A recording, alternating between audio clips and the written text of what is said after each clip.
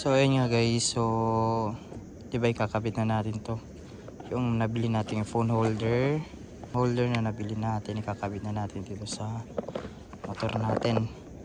At saka meron siyang ito, yung extension ng side mirror kasi guys, kaya lalagyan ng extension kasi meron siyang ganito yung sa mga mini driving lights. Kailangan kasi magiging maiksi kasi ito guys. So bago natin ikabit ito, so tatanggalin muna natin to. Siyempre meron tayong tools, may tools tayo. So siyempre allen ring siya. So let's go, tanggalin muna natin.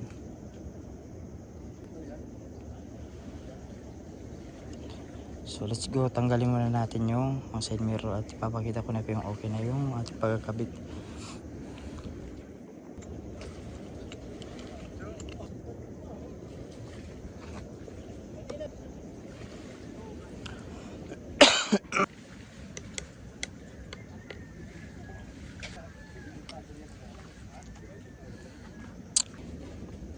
Ilalagay na natin to.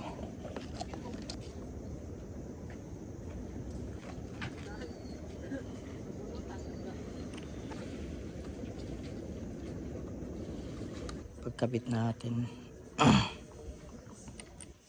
lagyan natin siya ng oil.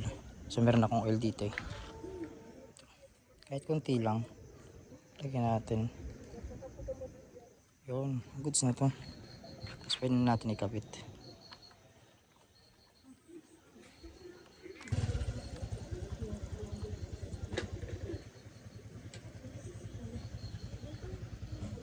So ayun nga guys, so kailangan natin ng allen ring. So ayun nga guys, fix na, pares fix na yung extension ng side mirror. So yun, ito yung inuna ko, yung mini driving light. Bakit? Kasi kapag idinugtong mo pa to guys dito, kasi tinisting ko pala siya kanina. Tingnan mo, kung ilalagay ko dyan, sasama ko yan sa mini driving light, babangga siya dito kung gusto mo i-adjust. Pero okay lang kung dito gusto mo dito, pero kung gusto mo ipunta dito, babangga siya. So tinry ko ngayon, pwede siya ipunta dito, di ba?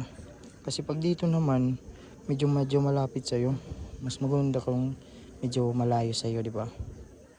Medyo malayo lang, di ba? Sige, let's go.